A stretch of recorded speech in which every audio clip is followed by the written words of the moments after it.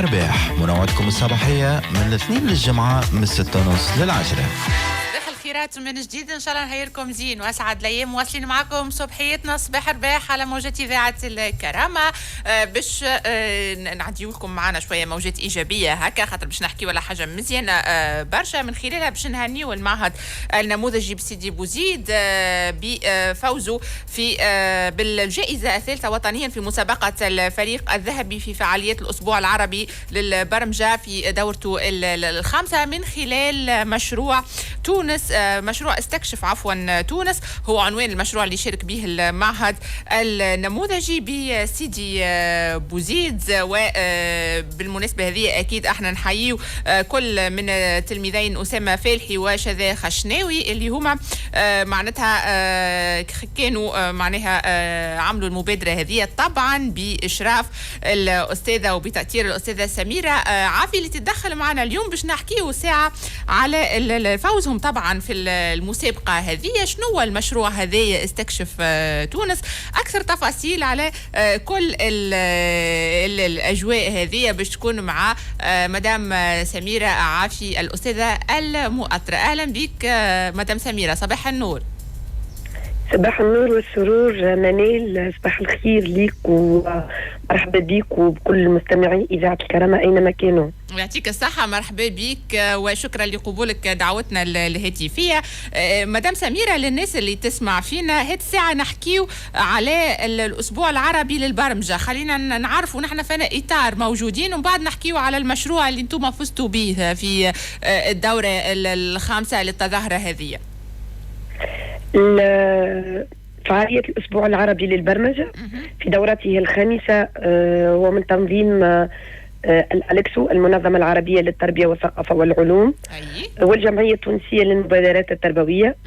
هذه السنة في دورته الخامسة وشعار تحت شعار الذكاء الاصطناعي والبرمجة في خدمة الثقافة العربية. دونك هو بالاساس يهتم بالذكاء الاصطناعي. التظاهره هذه بالاساس تهتم بالذكاء الاصطناعي وكل مره يختاروا تيم ظهر لي يخدموا عليه في كل دوره. نعم هو بالاساس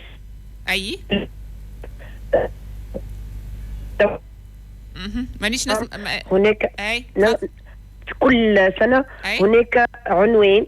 هذه السنه هو تحت عنوان البرمجه والذكاء الاصطناعي في خدمه الثقافه العربيه. دونك المعهد النموذجي بسيدي بوزيد شارك بمشروع استكشف تونس. اعطينا فكرة على المشروع هذايا، شنو هو، شنو مضمونه، شكون اللي معناتها انت اطرت تلميذات هما اللي معناتها كونوا المشروع هذا، كيفاش صارت الامور ومن بعد شاركتوا في التظاهرة هذه؟ مشروع استكشف تونس من إنجاز نادي روبوتيك سبيس، هو نادي روبوتيك البرمجة والذكاء الاصطناعي في المعهد النموذجي في سيدي بوزيد تأثير سميرة عافي. هما مجموعة متاع تلامذة، لكن شذا خشناوي قيادة شذا خشناوي وأسامة فالحي. هو عبارة، هذا المشروع هو عبارة على تطبيقة في الهاتف الجوال. هذه تطبيقة تعمل بالذكاء الاصطناعي يعني في إطار الأسبوع العربي للبرمجة، يربط التكنولوجيا بالهوية والتراث. ما حبينا باش نجعلوا من البرمجة وسيلة لتعريف الثقافة الوطنية، يكون في سياق عربي معناتها جامع. احنا فخورين بأن نساهم في إبراز جمال تونس وثقافتها عبر التكنولوجيا الحديثة، باش نأكدوا ديما أن البرمجة ليست مجرد أكواد، فهي يعني تكون أحسن جسر للتواصل والإبداع الثقافي. دونك هي تطبيقة من خلالها للناس اللي ربما للناس اللي موجودين في تونس ولا خارج تونس وما يعرفوش تفاصيل على تونس، دونك هي من خلالها نجموا نعرفوا ببلادنا، بثقافتنا، بهويتنا. هذا هو معناتها أكيد هي فيها مجموعة روابط. مثلا نأخذ سائح أجنبي أو حتى من تونس، يعني يمكن استعمال هذه التطبيقة. يعني هو فقط اسكاني كود كيير والتطبيقة تصير في الهاتف متاعه، وينجم يعني باستطاعته أن ينقل على روابط تظهر له مثلا، أو يطرح أسئلة، يعني يطرح أسئلة في أقرب محطة بنزين مثلا، أو أقرب مستشفى، أو أقرب يعني أوتيل، أو يعني كل ما هو ضروري يعني يسأل هذه التطبيقة وهي تجيبه. فيها روابط كذلك وخاصة سيدي بوزيد، يعني احنا حطينا أكثر اهتمام على سيدي بوزيد. هذه المدينة الثرية وزاخرة بالمعالم الأثرية وثم الموروث المادي واللامادي. كل ما هو معروف به سيدي بوزيد حطينا فيها التطبيقة هذه. يمكن معناتها سامبلمون كليكي يعني فقط ينقر على رابط يعطيه ستوريات هما تصاور فيديوهات صغيرة تعرف بسيدي بوزيد وبتونس عامة. حلوة برشا الفكرة الحقيقة، يعطيكم الصحة. وحاجة معناها تويكا احنا معناتها كل شيء ولا في الهاتف معناتها متاعنا بين يدينا، دونك على الأقل نجموا نستنفعوا ولا نجموا نوصلوا معلومات عن طريقة استعمالنا معناتها الكل ما هو ذكي تويكا، خاطر الكل أجهزة الكل تقريبا معناها ولت تنضوي تحت الذكاء الاصطناعي. حبيت نعرف بركة مدام سميرة، اسكو المشروع هذا انتم خدمتوا عليه خصيصا للمشاركة في الأسبوع العربي للبرمجة، ولا هو خدمتوا عليه في إطار النادي خاطر بطبعكم تنشطوا بشكل دوري في نادي الروبوتيك؟ احنا في نادي الروبوتيك نعلمها من البرمجة وحسب البرنامج الرسمي اللي وضعته وزارة التربية. في كل مرة انت في بالك منال انا كنت نقري في الاعدادي وثم في الثانوي، يعني مواكبة معاهم البرنامج الرسمي في البرمجة. وظفنا الذكاء الاصطناعي باش يكون التلميذ ليس فقط مستهلك للتطبيقات، بل هو من ينجزها، بل هو من يبتكرها. لهنا الفرق يعني باش يظهر في التلميذ اللي يستهلك التطبيق او يعني ويوظف مكتسباته في القسم في النادي. النادي هو كان فرصة يعني من ناحية الوقت باش نجموا يعني نجتمعوا من تلاميذ المعهد النموذجي فقط، يعني تلاميذ المعهد النموذجي بسيدي بوزيد. النادي كان فرصة للمختلف السنوات، سنة أولى ثانية ثالثة ورابعة حتى باك، يعني موجودين في النادي وكل واحد من جهته حسب مكتسبات متاعه، كان في البرمجة أو في صناعة الروبوت، أو يعني كل واحد يضيف عنده لمسة في هذا المشروع. لكن في النهاية هو عمل جماعي من أبناء نادي روبوتيك، يعني احنا أنجزناه في حصة النادي وليس في القسم. أي فهمتك. أي اللي هو معناتها النادي يضم جميع المستويات تقريبا اللي موجودة في المعهد من الأولى إلى البكالوريا. نعم.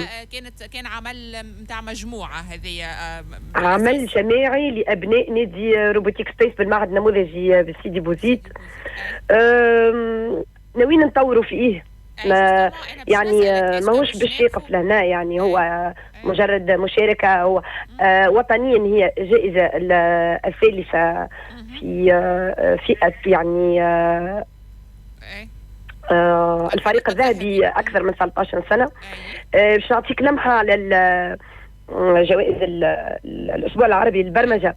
هناك مسابقة المربي الذهبي، يعني المربي معلم أو أستاذ يأتي بفكرة مشروع، أو هناك مسابقة المربي الذهبي ومسابقة وثلاث مسابقات للفريق الذهبي. الفريق الذهبي أقل من 13 سنة، ثم الفريق الذهبي أكثر من 13 سنة أقل من 18 سنة اللي هو احنا شاركنا فيه، ثم الفريق الذهبي فئة ذوي الهمم. وباش معناتها نزيد نعطيك فكرة أنه احنا شاركنا في، أنا شاركت في فريق ذوي الهمم وتحصلت على المرتبة الأولى وطنيا، اللي خولت لي باش نتعدى للعربي، التصفيات العربية، وإن شاء الله نكونوا مثلنا تونس أحسن تمثيل. اكيد طبعا هي حاجه مزيانه برشا. معناتها انتم معناها نحكيو على زوز تتويجات، ماناش نحكيو على تتويج بركه. دونك بالنسبه لذوي الهمم فما مشروع زاد خدمتوا انت مع صغيرات معناها من ذوي الهمم وكان فاز، ولا اعطينا فكره على الفوز هذايا؟ هذا المشروع عنده خصوصيه مانيش باش نحكي عليه برشا، فقط باش نعطيك العنوان، هو نغمه عربيه ذكيه. عنوان المشروع منال تسمع فيها؟ نسمع فيك. نغمة عربية ذكية هو عنوان المشروع اللي خدمته مع ذوي الهمم. وشنو شنو مضمونه بالضبط المشروع معناتها على شنو خدمته بالضبط وشنو الهدف منه يمكن المشروع هذا؟ هو روبوت يدعم الثقافة العربية في المحافظة على الموروث اللامادي وهو الأغاني العربية. هو مشروع قادر أنه يولد نغمات عربية. هذا هو الذكاء الاصطناعي التوليدي. جينيراتيف اي يعني روبوت يولد نغمات، يتعرف على وجه الطفل ويعرف ما هي الأغنية التي عزفها هذا الطفل، ثم يعيد يعني صناعة توليدها، توليد نغمات. بهذا الروبوت نستطيع أن نحافظ على تراثنا العربي من ناحية يعني الغناء والموشحات إلى غيره. في ظل هذا التحول الرقمي وفي ظل هذا التقدم التكنولوجي، يعني استطعنا أن نصنع روبوت قادر أنه يخدم الثقافة العربية. اي جوستومون ويحافظ على جزء من ثقافتنا كمان معناتها. اكيد باش نحافظوا على جزء من الاصاله مهم هو التطور باهي.